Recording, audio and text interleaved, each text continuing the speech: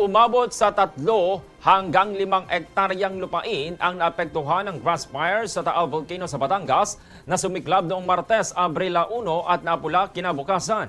Ayon po yan sa Bureau of Fire Protection San Nicolas.